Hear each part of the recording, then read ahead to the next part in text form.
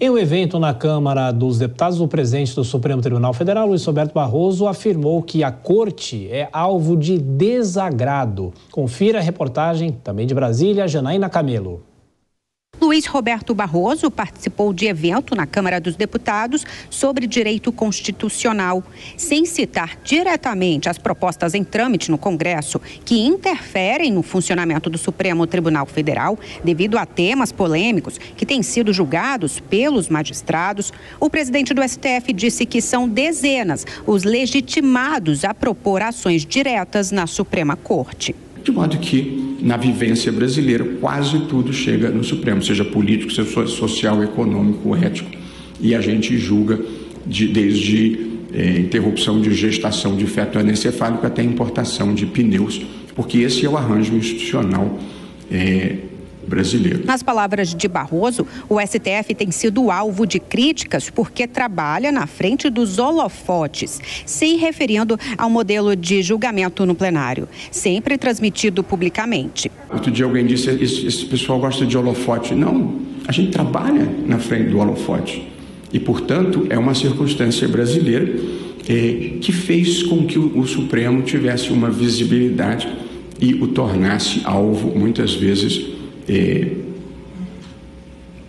do desagrado. Durante o evento, o ministro Barroso disse que o STF tem feito parte da solução e não do problema. Uma das propostas analisadas pelo Congresso é a PEC que limita as decisões monocráticas e os pedidos de vista do STF. Em reunião de líderes nesta quinta-feira, os senadores decidiram que a matéria cumprirá um rito de discussões no plenário e estará apta para ser votada a partir do dia 9 de novembro. Ao todo, serão 5 sessões de discussão no plenário. Uma delas já aconteceu nesta terça-feira. A PEC proíbe decisão monocrática, ou seja, concedida por apenas um ministro, que suspenda atos do presidente da República, do Senado Federal, da Câmara dos Deputados e do Congresso Nacional. Também impede que a decisão individual suspenda a eficácia de lei ou ato normativo com efeito geral. Dora, como analisar a fala do presidente do Supremo? Porque, claro, os poderes desagradam a muita gente, alguns pontos positivos, outros pontos negativos, mas no caso o Supremo, que está na vitrine dos últimos anos. Olha, não me pareceu que o ministro Barroso tenha reclamado. Eu interpretei, eu vi como uma constatação, né? Que é o trabalho, a transparência, que eu acho uma coisa bastante positiva, tem muita gente que critica, mas leva ao desagrado. Só que o ministro não se esqueceu não, né? Não abordou o seguinte aspecto, não é a transparência que leva ao desagrado. Claro que a transparência permite que as pessoas vejam e façam críticas, sim, mas sim algumas atitudes de ministros, o ministro Barroso incluído, em discursos inadequados, esse tipo de decisões monocráticas, né? A reportagem estava falando, vamos citar uma muito recente do ministro Lewandowski, que já se aposentou, que simplesmente inviabiliza na prática a lei das estatais, né? E por isso a Petrobras está agora querendo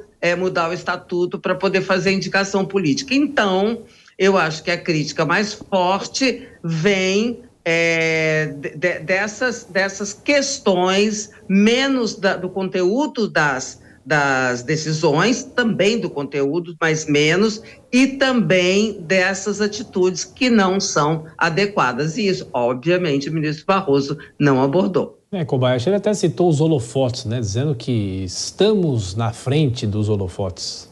Pois é, quando ele fala que o Supremo desagrada, é importante destacar que no nosso sistema jurisdicional como um todo, nós temos no poder do juiz, do magistrado, um poder contramajoritário. E é importante que seja assim, ou seja, o juiz, por muitas vezes, deve decidir contra o que a maioria da população gostaria. Mas como assim? Isso seria antidemocrático?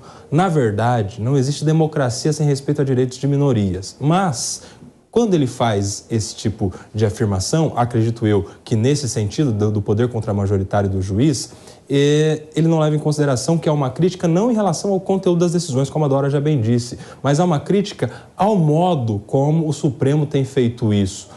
julgando questões que estariam fora da sua competência jurisdicional, exatamente aquela crítica que a gente vê todo dia no Congresso Nacional de uma usurpação do poder político, em especial do poder legislativo.